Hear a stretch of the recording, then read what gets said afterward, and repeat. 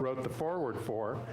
I'm not going to talk too much about the history of spiritual mind treatment. Let's just say that we're using the basis of what you're taught usually in class, which is what Ernest Holmes created through the science of mind. But I'm going to teach it in a different way, and I'm going to teach it as if you don't know. So those of you, especially the ministers and practitioners who are here, who of course know spiritual mind treatment inside and out and up and down, bear with me a little bit at the beginning. Okay, so before we really get into it, let's have one. Let's have a little example of one. You can close your eyes if you want. Sometimes you don't have to. It all depends on you. There's no rule, by the way, of closing your eyes for spiritual mind treatment. Some people like to do that, as I was saying in my talk, because closing your eyes tends to allow yourself to become more aware of what's within. But you don't have to close your eyes. So let's close our eyes if that's important to you and that helps you. And let's know that there is one mind. There is one mind in this universe, and that mind is God. That mind is universal presence. That mind is the creative force in the universe. Whatever you want to call it, that mind is all mind. And we connect ourselves to that mind right here and right now. I connect to it. I am that I am, right here and now. And in this connection and in this knowing, I know that this class, and I declare that this class goes forward in joy, in love, in this deep connection of mind that is all-knowing, all-creating. This infinite presence that's within us sticks with us consciously and intentionally as we step into this class called Let's Have a Treat. Because I know this, and I know my power, and I know my power within, I declare this so. And declaring this so and speaking my word, I allow it with gratitude and thanksgiving to go into the universe, to that place, to that law that always says yes. And with that, I release this word, as together we say, and so it is. So, first thing I want to talk about. What is prayer? So, I want to talk about what you were taught about prayer. So give me a word, maybe a little couple of words if it has to be, about what prayer was, especially in your upbringing. Just call it out. What's prayer? Beseeching, conversation. Okay, beseeching. Begging. Hold on one second. That's not how you spell beseeching, but okay. Beseeching, and we don't care. Thank you. Conversation. You read that book, I'm sure, or books. Hold on. Worship. Next. Ritual. Like that. Ritual. Repeating. Did you say receiving? Repeating. Repeating. Believing. Asking. Okay, asking. I heard believing. I'm not going to forget that. Connection. Believing. Guidance. Okay, hold on. Let me catch up. Connection. Guidance. What else? Salvation. Salvation. Praise the Lord. Salvation. Communion. Without the wafer. Or with. Knowing the truth. Knowing the truth. Thank you for that. Knowing the truth. Anybody else? Well, somebody said a while back, begging. Begging, great. All right, love that one. And you're like, what? But you'll see. Begging. One or two more. Help. Help? H-E-L-P? Okay. Okay, cool. Bargaining. Bargaining.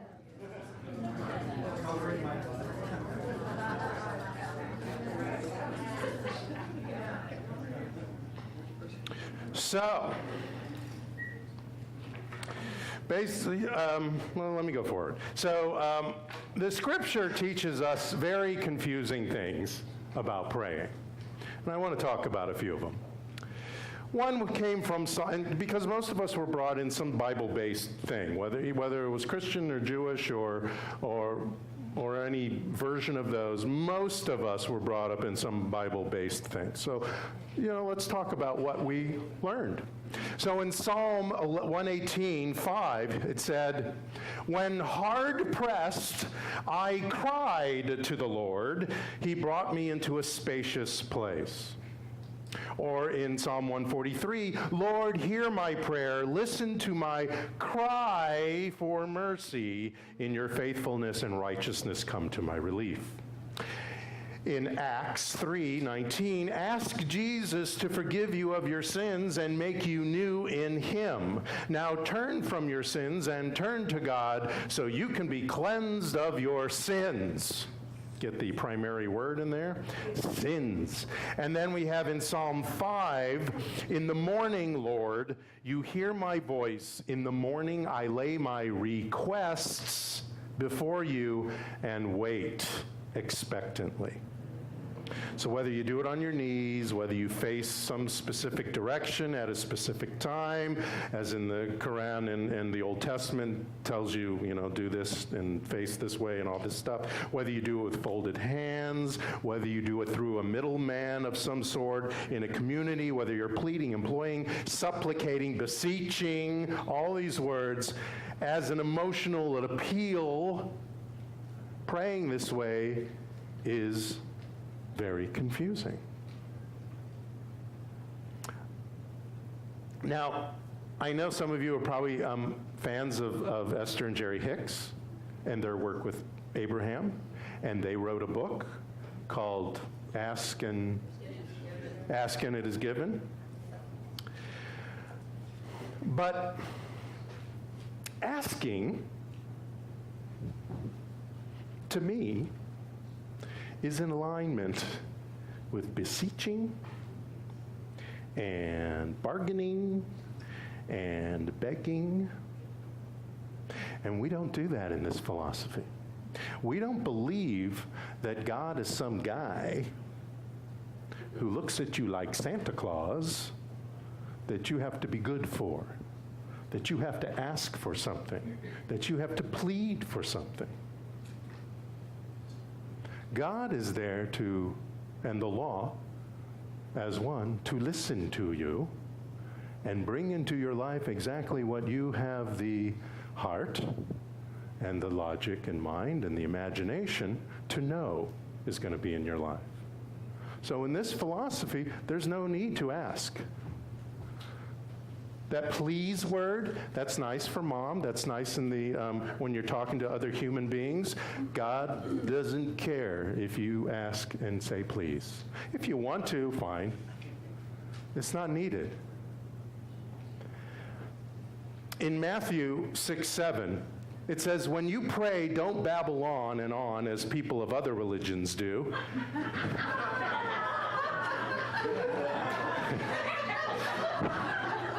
See, there's some good stuff in the New Testament here and there, says the Jew.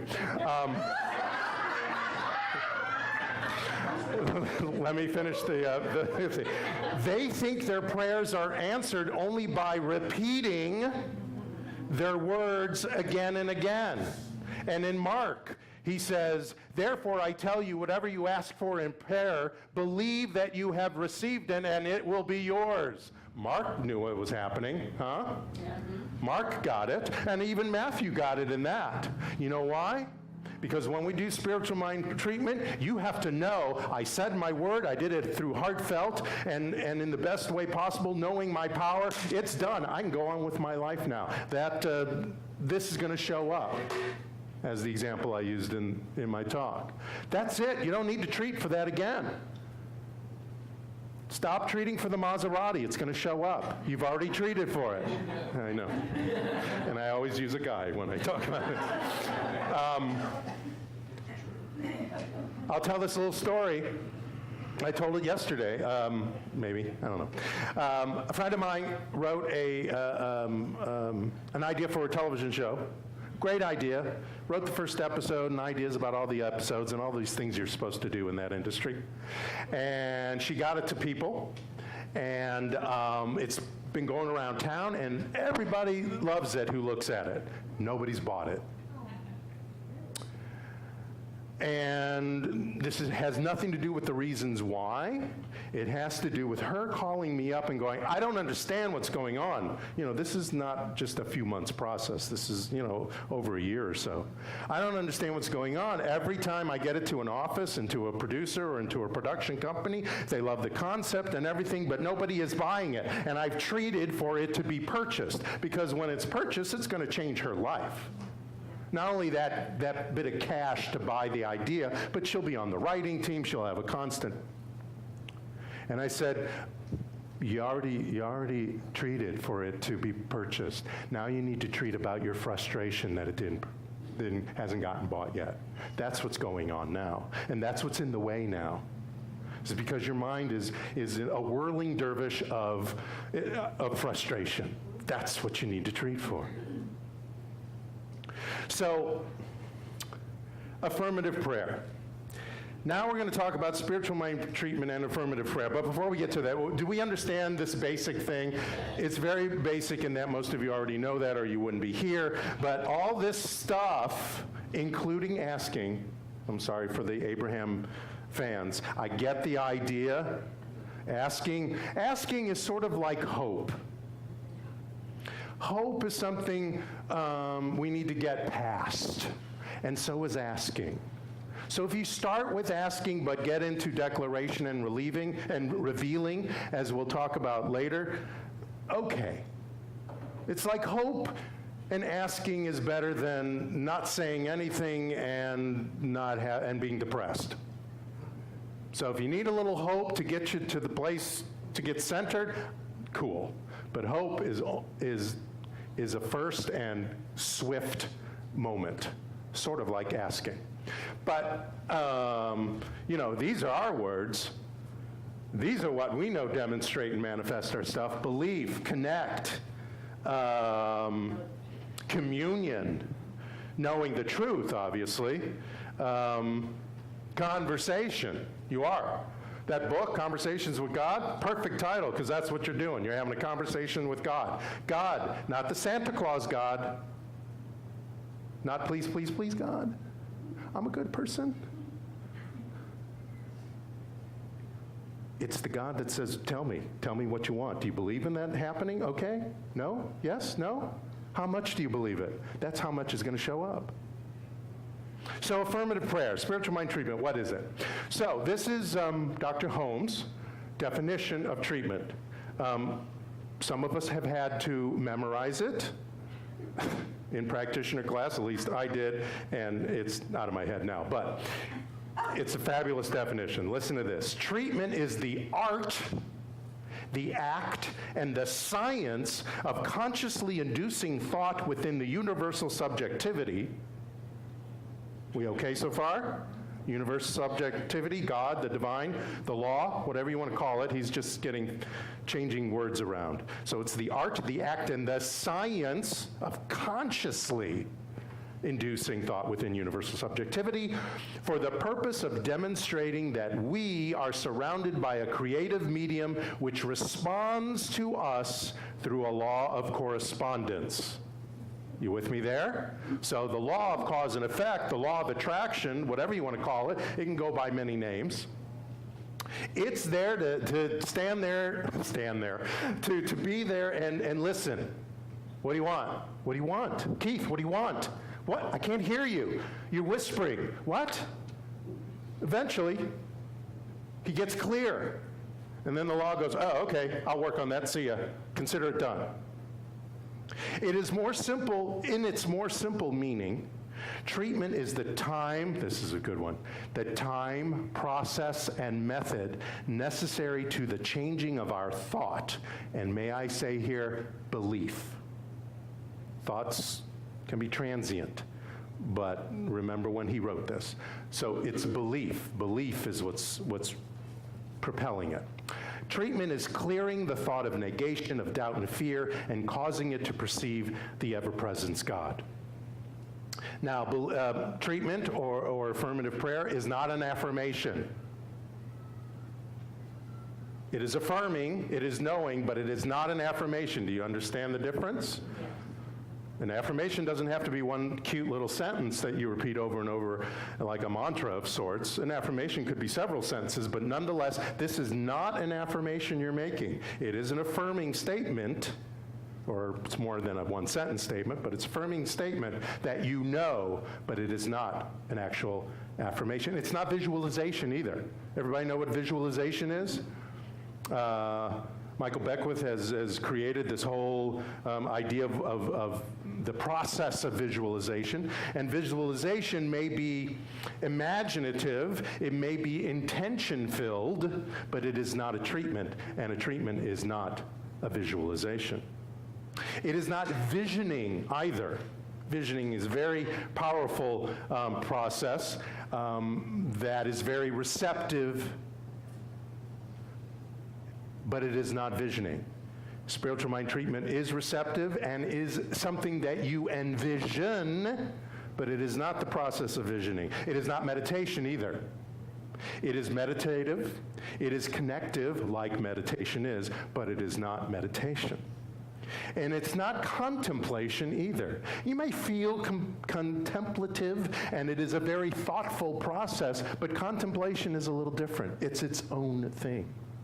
And if anything, spiritual mind treatment is all of those things.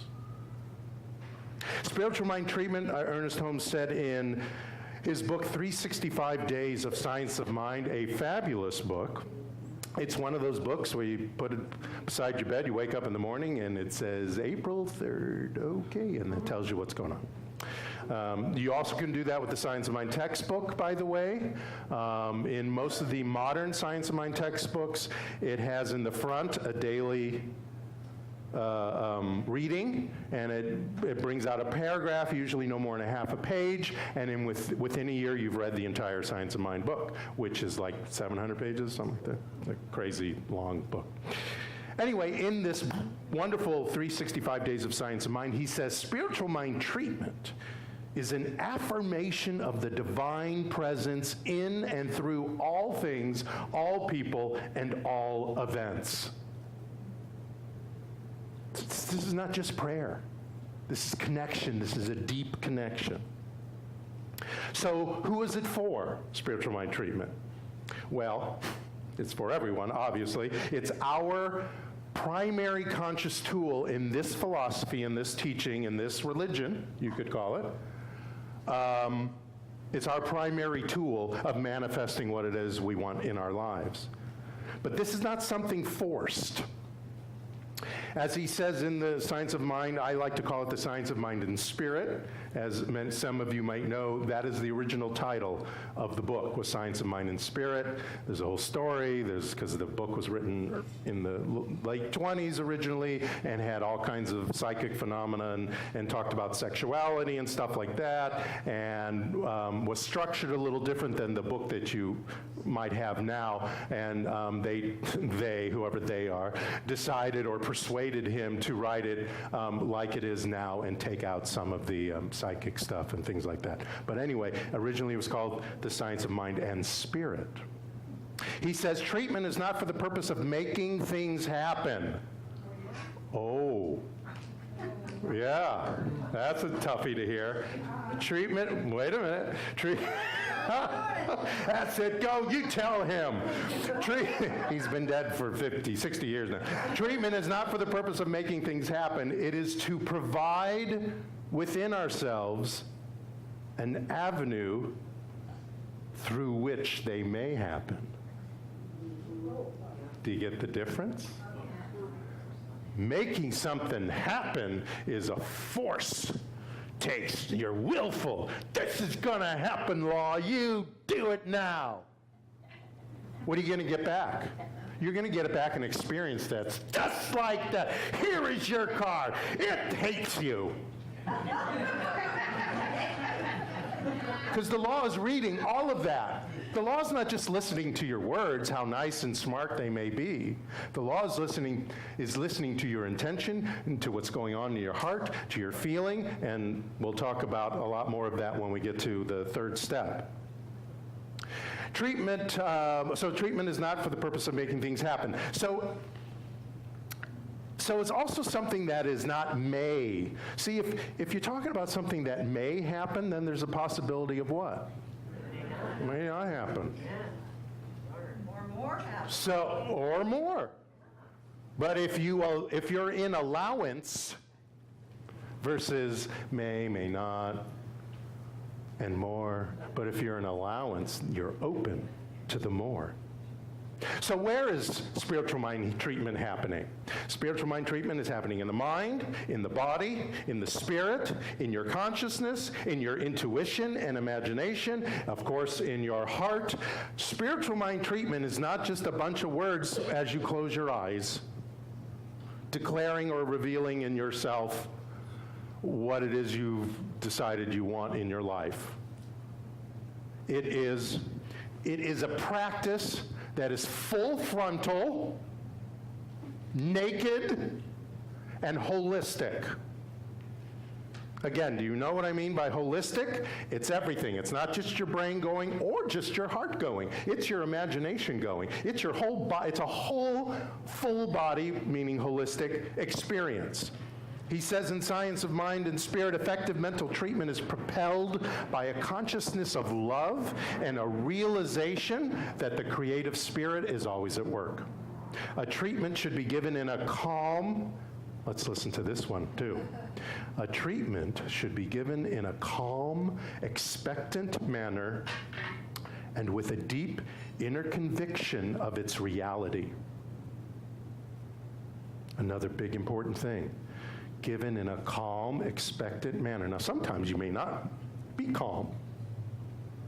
You know, if you're treating out of something crazy that's happening in your life or out of a fear, then, you know, it's sometimes hard to get calm. But then you treat for the calmness first, is the trick there. Don't treat for what it is, you know, unexpected income so I can pay that bill. When you're all freaked out about the bill, treat for your calmness first. Do that spiritual practice I talked about in the talk first. Don't go to the problem first, the conflict first, if you're not calm. A treatment with a deep inner conviction of its reality, meaning that it is going to happen, the expectancy, without any fear or any sense that the human mind must make it effective. You're not doing it, kids. Your mind is not making it effective. Your belief is making it effective. Your belief doesn't really happen in your brain. The work is effective because the law is always in operation. So are we clear so far on some of this stuff? I know some of it may not jibe with how you've either been taught or how you've intuited it by going to Sunday services of what treatment's about, mostly because of that, our history of prayer. So it kind of gets sometimes jumbled up in our history of prayer and what effective affirmative prayer is. So now we're going to go over the steps. So those of you who know the steps get to show off. So let's break it down. What is step one? What? Recognition, that's right.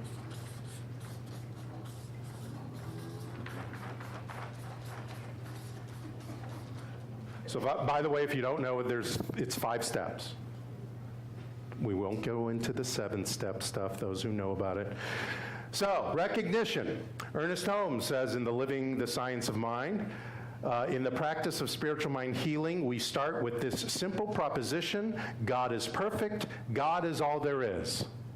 We okay with that? Yeah.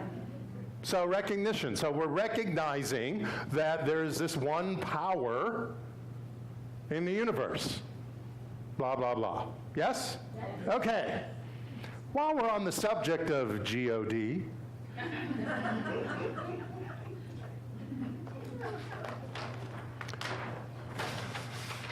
I had a friend, used to come to services with me in the early days, in the late 80s when I first got into this.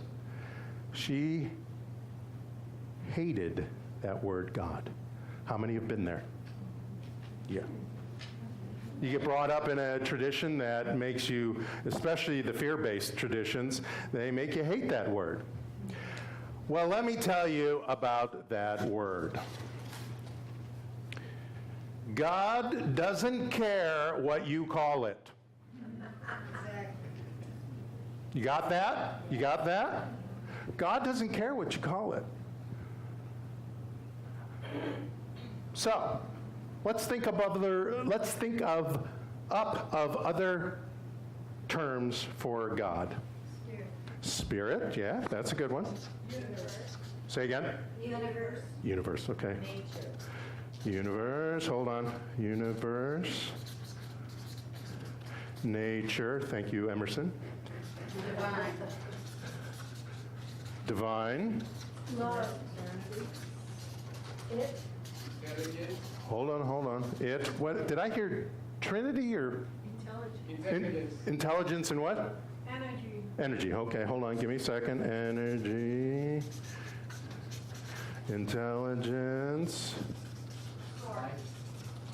Life? Did I hear life? Source. All. First cause. Oh, first cause. You're working in that circle, aren't you? First cause. Ice cream. God bless you, ice cream. Got chocolate.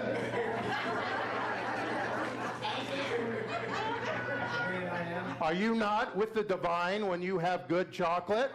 Unless you don't like chocolate, that's okay too. But for most people, if you have, who's really good chocolate? Godiva? If you have a good piece of Godiva chocolate, does that not make everything crappy in your life go away for just a moment? That's God. And my personal favorite is Phil.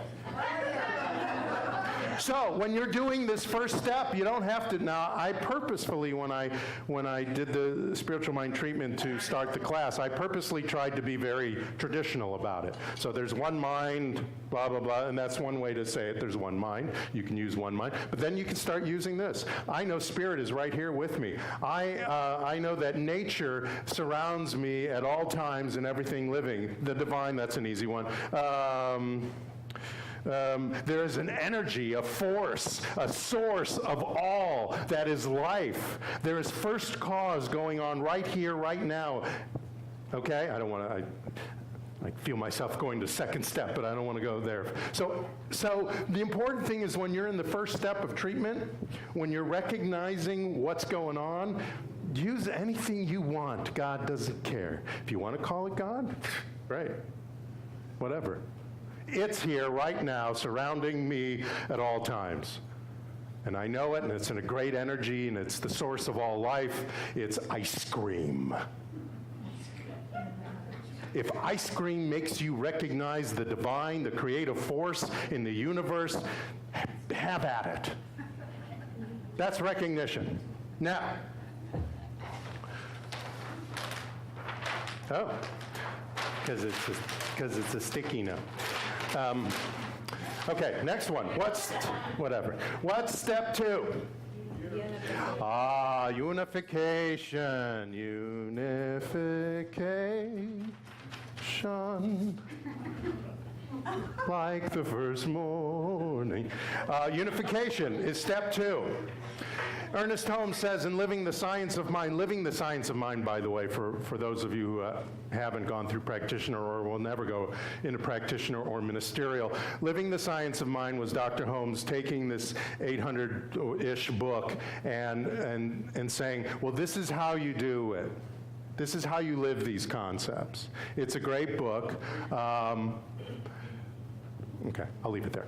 So he says in Living the Science of Mind, God includes man. Spiritual man is a divine being as complete and perfect in essence as is God. Do you hear that? Did you hear what he said? I mean, really hear what he says. Spiritual man, he means mankind, not the gender, is a divine, and in my belief, we're talking about the dogs, the cats, the birds, the butterflies, the plants, but spiritual man is a divine being as complete and perfect in essence as is God. This is a hard concept. I see you all nodding your heads and smiling. It's a hard concept for people, even in our philosophy. To believe and to know and to not think it's a bad thing to say, you are God. You're not all of God, because I'm God too. But you are God. You are in charge of what goes on in your life. If the stupid junk things show up in your life, what are you going to do with it now? You're God. Change it. Change your life so those things don't come back anymore. Or if that showed up, you can overcome that or go through that, because you're the power. You're the same power that brought that into your life. Okay, so what? If it's a bad thing, then you go, this sucks, and you move on, because you are God. This unification is probably the most important step of treatment. Because when you get 1 and 2, as they're called, the rest is a breeze. When you know the power that is in the universe and you connect yourself to that, because you are an individualization, you are a personalization of that. I am the J. Willick version of God. Then you know that everything else, the 3rd, 4th, and 5th step, it's a breeze. Because this aligns you with the infinite possibilities. This puts you in conscious touch. Remember, when you pray, it's when you're doing an affirmative prayer, it's not like, I'm going to bring this in my life, and I'm really grateful, and so it is, and then go on with your life. No, this takes time. Not a lot of time necessarily, but it takes time, and it takes consciousness, and it takes intention to tap into that power. You're tapping into that power all the time. I'm not saying that. But if you want to consciously change things in your life by changing your beliefs, then you want to take the time when you do affirmative prayer. And you can do that in meditation. Paige took me to a place where I learned the form of meditation that she does, and it was a 12-week course. And to tell you the truth, I was a little resistant to it. Because you know what? I have my tool. It's called spiritual mind treatment, and I don't need anything else. Well, you know what? That may be true. But why would you keep yourself closed up like Mary Baker Eddy did? Not to point fingers. Let me explain that in case you don't know. Mary Baker Eddy, once she wrote her several books for the Christian Science organization, she said, that's it. We're done. I've intuited this information, and there's nothing else you need to know. And Emma Curtis Hopkins, who's considered what they call the teacher of teachers because she taught Ernest Holmes, she taught the Fillmores, who started the Unity Church, and other New Thought folk. She, who was Mary Baker Eddy's assistant, said, well, wait a minute, what about? And Mary Baker, no. It's been intuited, it's done, there's nothing else to learn. And Emma Curtis Hopkins went, see ya, and became not only the teacher of teachers, but she ordained hundreds, if not thousands, of female ministers in the early 1900s, something like that, yeah, up until 1920, I think she died, or something like that, 25. Anyway, I digress. Meditation. So I go into this meditation class, and like I said, I'm a little resistant, and then I realized As I started learning and I started using the practice, I realized, wait a minute, there's a point in this meditation practice where I can jump into a spiritual mind treatment because I am all centered with and grounded to the earth and open to the cosmos. And now I can treat. And now I'm in a great place to treat, not only physically but spiritually. So meditation can be an assistance to spiritual mind treatment. Okay, step 3. Oh, here's the big one. Step 3. What is step 3? Come on, ministers, cracks. Step 3. Realization. Okay, so realization, now some have been taught that is declaration. Now, let me tell you the difference. Declaration has to do with, like the word, I declare this is going to happen in my life, right? So now you're in step 3. Now you have recognized the power that's in the universe. You've unified yourself with this power as an individualization of this power. Now it's time to say, well, I declare that such and such is in my life. The Maserati, the music stand, the new job, the relationship with my spouse, to improve or to be better or to be like day one when all you did was in each other's eyes, whatever it is. Or it could be peace of mind. It doesn't have to be a physical thing. It could be your relationship to the rest of the world. You realize you're an angry person. You know, that you've lived and been taught and bought into the idea of woe is me. I'm the victim all the time. Everybody's doing something to me. And then you start realizing, oh, this is not a way to live. So you declare, no, I am not a victim. I am victorious. So in the declaration, what is happening is that there is a realization, really. You can declare, like I was saying in the talk, you can say the words till you're blue in the face, but until the realization shows up, which is something that comes in to you, or it even can come without of you because the divine is within, if you want to get technical about it, but that comes into you, that aha moment, that's the realization. So the third step, there is no beseeching. There is no urge to compel an outside entity in spiritual mind treatment. You are not asking for anything. I'm going to get back to this. I want this drilled into your head. You're not asking for anything. You're mocking it up. Do you know what I mean by that? You're putting together the picture of it. Declaration or realization is not a wish. It is not a want. We don't go, there's one mind and I am of that mind, and what I wish would happen into my life. What is the law going to do with I wish? Have at it, wish. You go wish. I'll be over here giving him a Maserati. You wish. When you're done wishing and wanting, I'll be back to giving. Because all I have to give to you now is wishing and more wanting, because you're not having. So in step 3, we are not wishing or wanting. We're not doing any sort ofs, and we're not doing something likes. The law hears la la la la la la, and you get to step 3, and I want something like a Maserati. Okay, well, I have this little Matchbox toy that looks like a Maserati. Here you go, and the law delivers you that. If you want to have something realized into your life, then you need to be specific and clear. But I got to talk a little bit about specific and clear.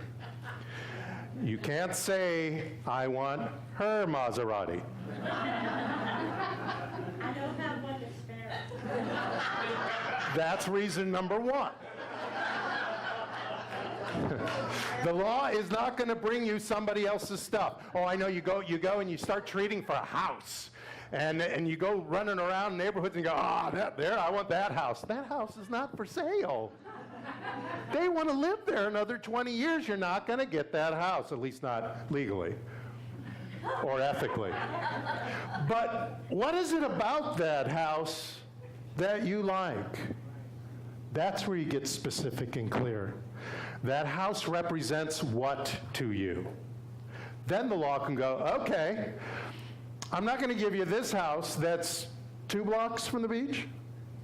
I'm going to give you that house which is on the beach.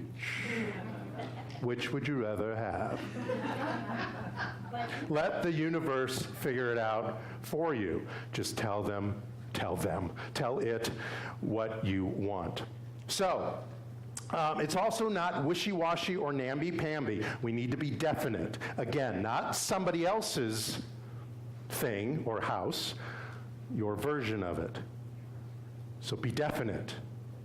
Now, like I was talking to the people yesterday, my idea of life is to have serious fun.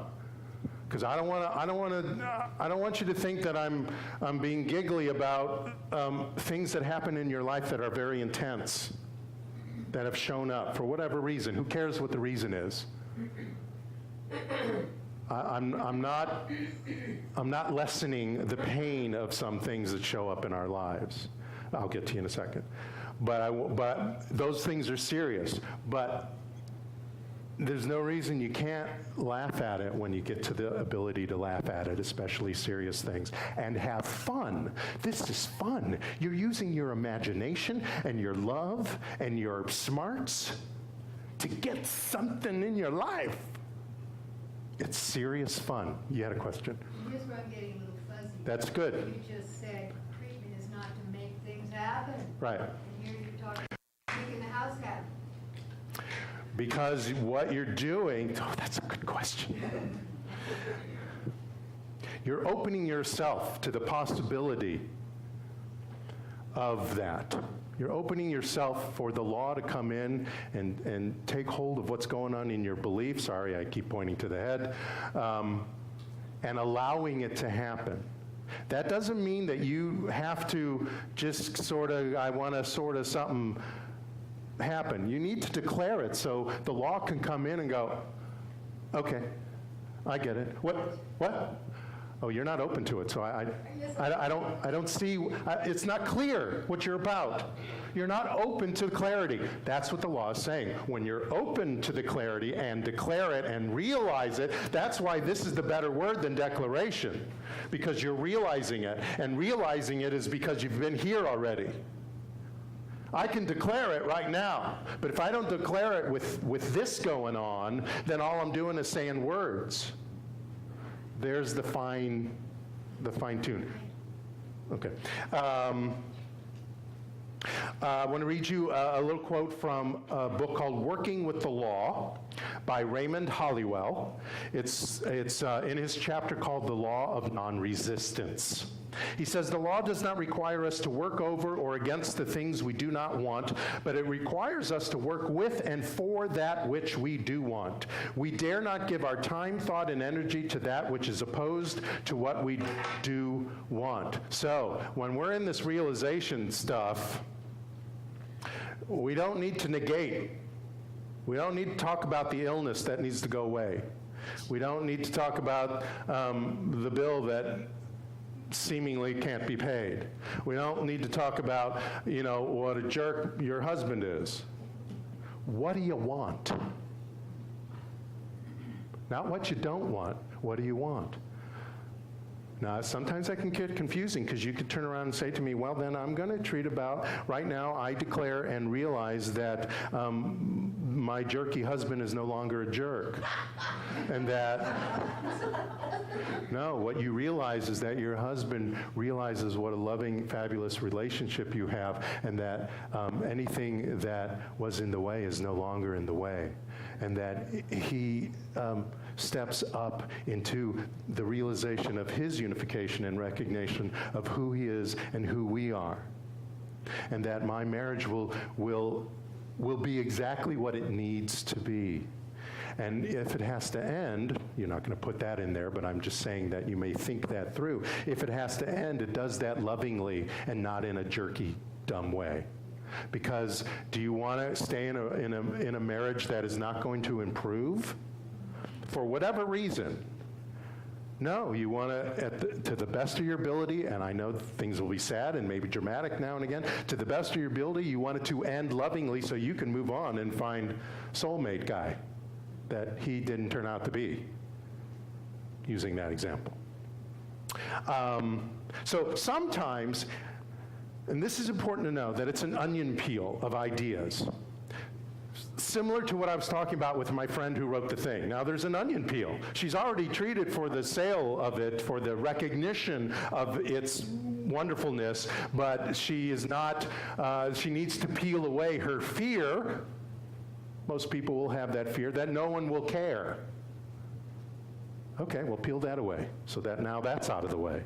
Well, I'm frustrated because now it seems like people care. Like I said, people are giving her good reviews about it, and saying great things about it. Okay, well now that fear of people not liking it is gone, but it's still not sold. Now I got to treat for something else. Now I treat for the frustration that it's in that unsold land kind of thing. So sometimes it's an onion peel of ideas. You may treat for that house, you may treat for that better relationship or a better job or your health or whatever, and sometimes other things are in the way. Your job is to, and if you can't seem to step into it yourself, get yourself to a practitioner who will know the truth for you. Then you peel, otherwise you start peeling those things away. This is in the way. I have a lack attitude. You know why? Because my family, this is an example, this is not a personal example. Say you're from a family who always says you'll never, really, nobody in our family ever does anything but become this, that, or the other, which is not very prosperous. And so you grow up thinking, well, I'm like, I'm the Williams. I'm the Smiths. All the Smiths are whatever, and that's all I'll ever be. And even if I want to be an astronaut, I don't care if I have the smarts and the abilities. The Smiths never do things like that. People grow up like that. I don't know if anybody of you guys had even an inkling of something like that, and you're pushed down, and your belief system is, I can't be anything more than whatever.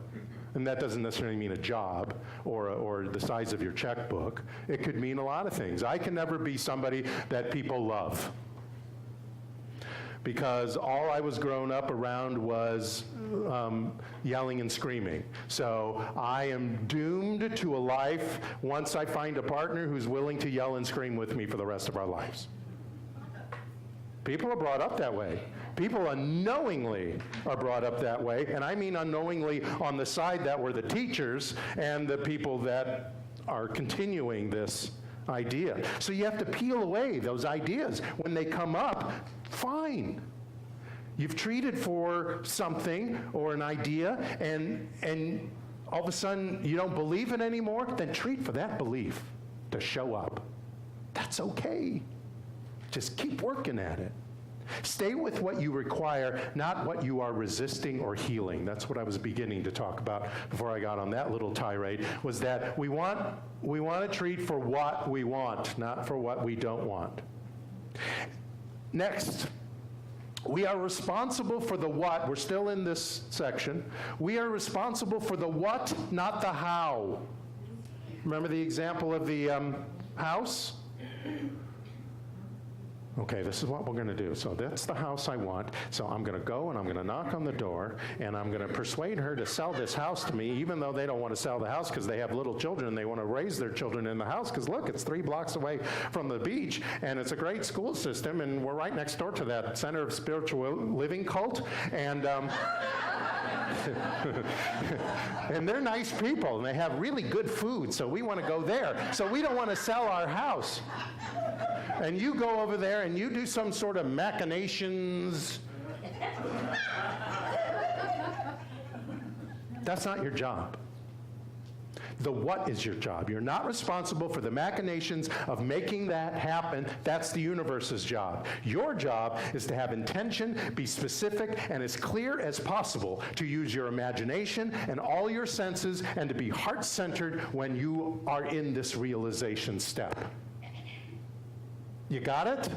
I don't care if you don't have the $250,000 to buy that Maserati. I don't care. You believe that is in your life, the universe will figure it out. You got to believe that. And the big things, sometimes, of course, are the hardest things to believe. And even the little things, like your marriage going better or or reigniting, seems like a big thing, not to the universe. There's nothing big to the divine.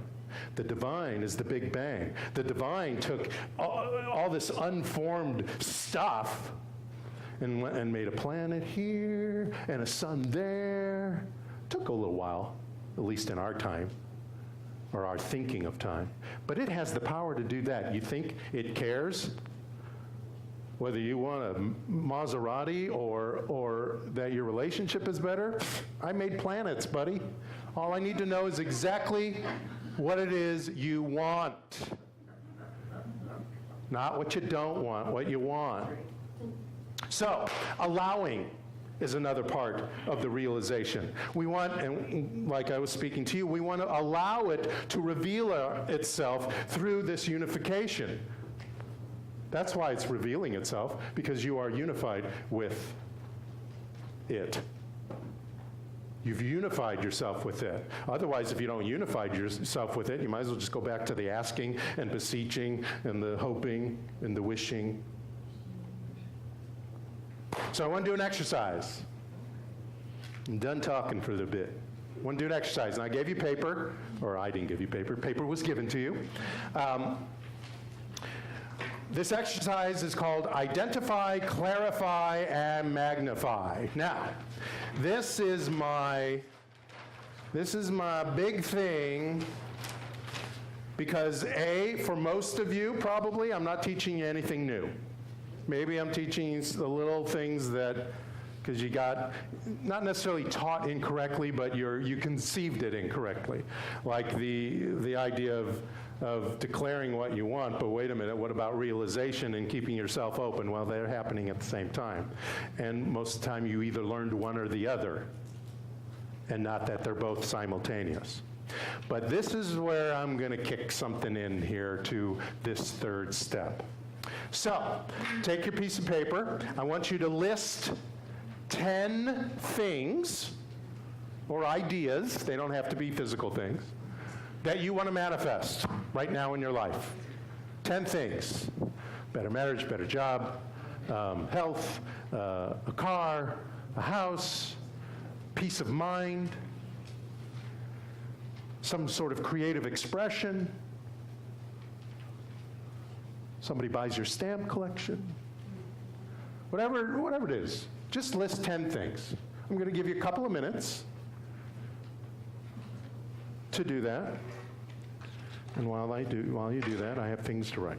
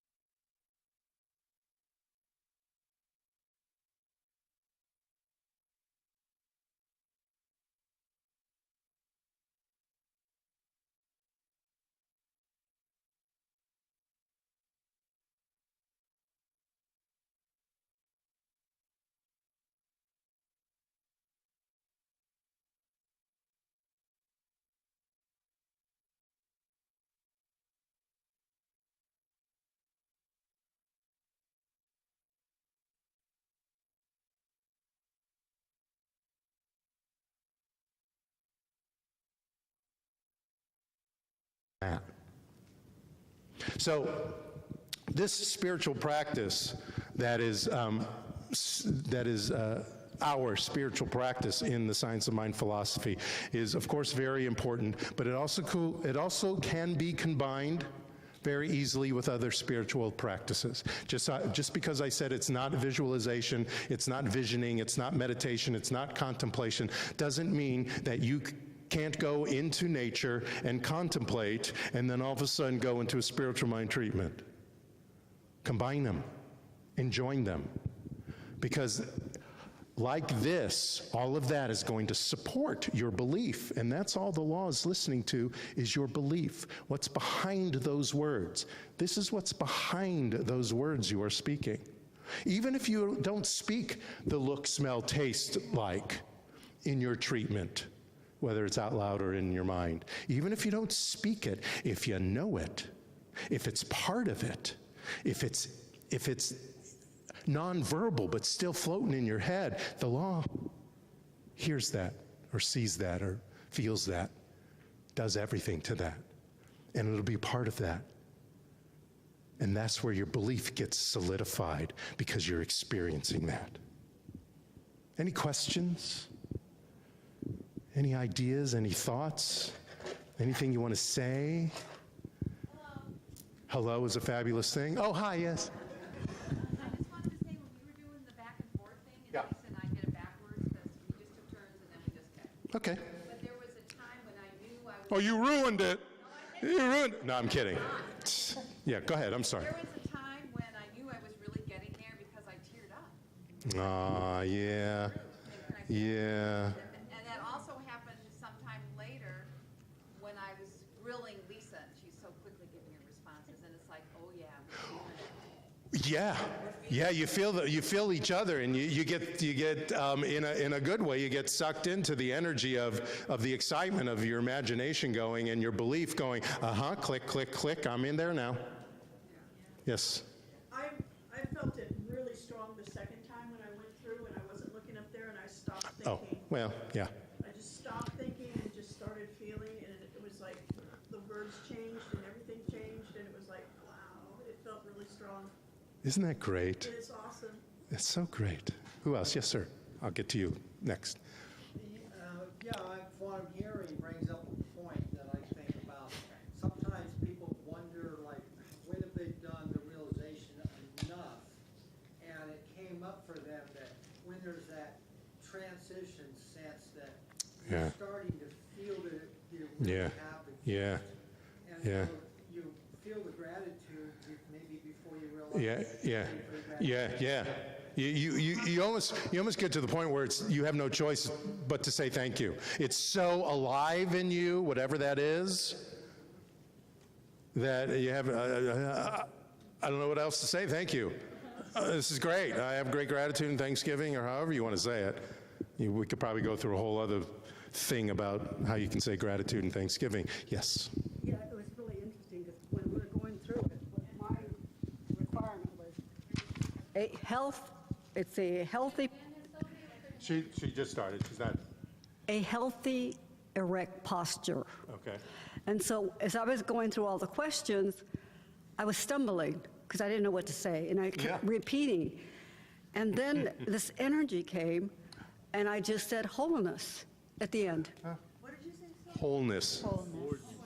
Wholeness. But she's talking about the idea of an Yeah. erect posture at all times. Yeah. Wholeness. Because that's what it means to you. Because that's what you see as that occurs, is the wholeness of you. And how did that make you feel when that word came out? Energy. You felt this energy that just welled up in your body. That's holistic work. Yes, and then I'll go to you, ma'am. Yes, sir. So is your workshop like the beginning of the book you're about to write? I have played with the idea of putting this in a book just because of this step. I have to tell you, though, part of the reason I haven't is because some of this came from another workshop that has nothing to do with spiritual mind treatment. And I took that workshop. It was, all right, his name just went out of my head. But I took this workshop, and it's in his book. It's not exactly like this. I kind of played with it because as I was doing it, I thought, well, wait a minute. That's what we need to dig into when we're doing spiritual mind treatment. That's how we get specific instead of just the red, blue, 6 foot tall, whatever. There's more to it that. We have to be holistic. It works best when you know exactly the what and how it feels, smells, blah, blah, blah. So probably not, just because part of the exercise is not really mine. This is kind of a spiritual mind treatment question. Oh, please, spiritual. I wonder if you say this, do the same treatment every day, Yeah, twice a day. yeah. Are you negating the concept that it is already done? Okay, good question. She's talking about doing the same treatment over and over, even though you may not use the same words unless you wrote it down. Does it negate the power of the first treatment, let's say, or of the idea? I would say negate might be a strong word, but I would say you don't want to do that. Now, if you feel, and I've done this, I'll do a treatment and I'll go, I don't buy it. Yeah. Then I'll do it again, even if it's the same idea. I do it until I buy that idea. Now, if I feel I'm not buying that idea, then sometimes I will treat for the not buying the idea, which may lead me back to doing it over in a deeper way.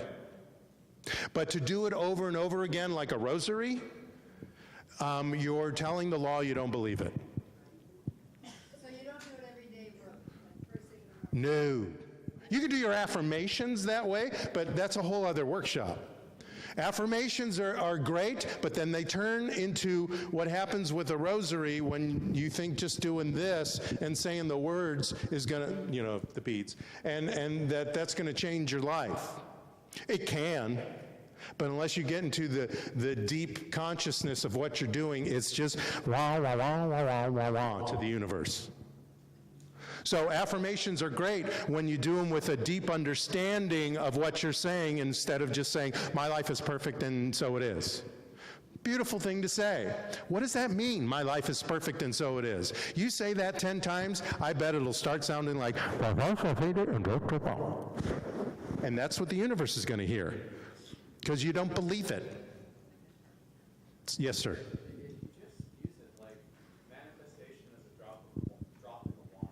Okay. Yes. Well, that's true. There's a ripple effect of sorts. Absolutely. Any other questions? Did I miss somebody? I know hands went up and I hop around. Okay. So, yes, ma'am. Yes, ma'am. This is my significant other. Just so you know, because that's important for you to know. Yes, darling. Sorry. Okay. Really? You couldn't have done this later? Just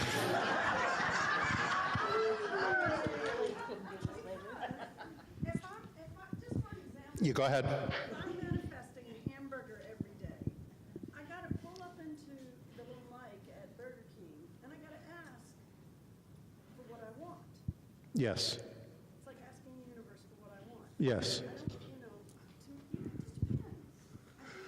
to me, it just depends. I don't think it's a cut or dry kind of thing. I think if I'm going to ask for, pull up to the Burger King of life and say, It's good. dear God, or whatever, because I'm not going to want to have a hamburger every day. But I don't know. I don't think this. Why does there have to be rules about doing it every day? Oh, you don't? Oh, no. No, I think you misheard. You misheard. You don't. Oh, you want to do it? Oh, you're saying what's the harm in doing it every day?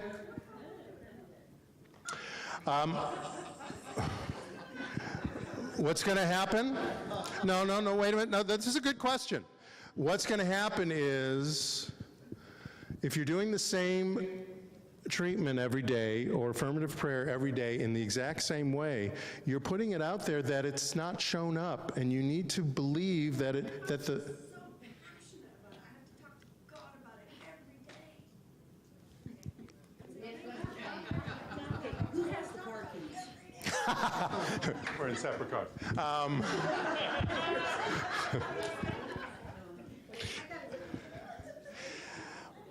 Let me think about it. No, I like this question. Let me think about this for a second, because I just want you to I want to make sure that you know, I want to make sure that you know that you're repeating this.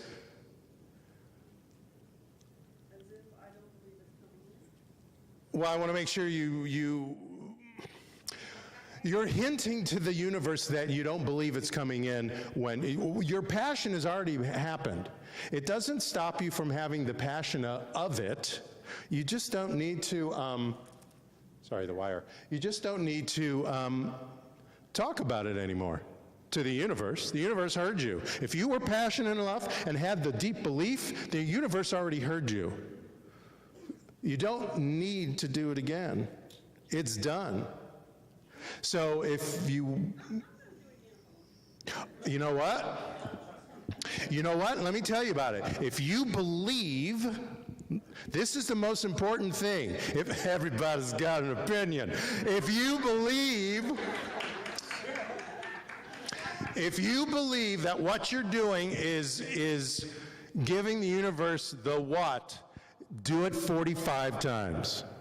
But you need to believe you're saying it because you're enjoying saying it, not you have to look deep to see, I'm not saying it because I don't believe it's going to show up.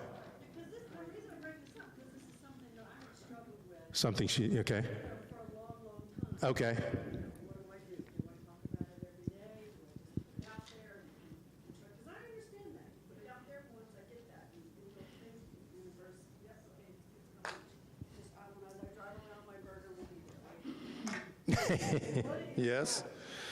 All right, Jack, you wanted to say something, then I'll go to you. Go ahead, come on up.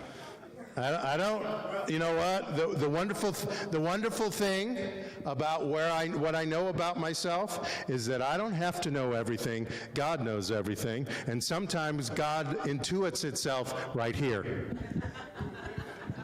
I wasn't going to say anything, but since Paige raised her hand, I want to offer another way to look at it. Okay, go ahead. Although I agree with you 100% with what you're saying. What I teach in the science of affirmations Okay, you're right. is it's not a bad idea to repeat what it is that you are affirming for or you're wanting to manifest, if that helps you stay in alignment. Right. Because it's about you staying in that energy, it's about you staying in that feeling. Yeah. But on the other hand, if, as Jay said, it's about you having doubts, then that's another issue. Because if you don't stay in alignment with what you really want, then you risk having those doubts and losing faith and wondering where it is and what happened to my hamburger and how come it didn't show up. So you do want to find a way, and it may not be repeating it every day. But if that's working for you to help you to stay in alignment and stay into that vibration, then there you go. Yeah, if lack isn't sneaking in, then yes. Go ahead, Donna. I treat repeatedly for my clients and for people who submit prayer here for their I do one treatment, but I treat for acceptance, for that person's acceptance of the prayer. So they actually continue to get prayer, but it's for them being open to receive what I have claimed for them. There's no, and the answer to a lot of this is there's no hard, fast rules. And I'm going to end with this. That order, that 5-step order, you can throw it away if you want. You can release first if you want. The most important thing is that you step deeply into the belief that whatever that is on your list is here right now, and that I'm living my life as if it is here before it even physically shows up. And God doesn't care about the step 1, step 2, step 3 in the order. Please believe that. This is just a template so you know what to do, where to go, and then make it your own. The important thing is somewhere in there, there's gratitude. Somewhere in there, there's the knowledge of the one mind and the creative force. Somewhere in there is your connection to it and the realization of your idea. Everybody clear on that? Are you good with that? God bless you all. Manifest everything you want. Thank you so much, and so it is.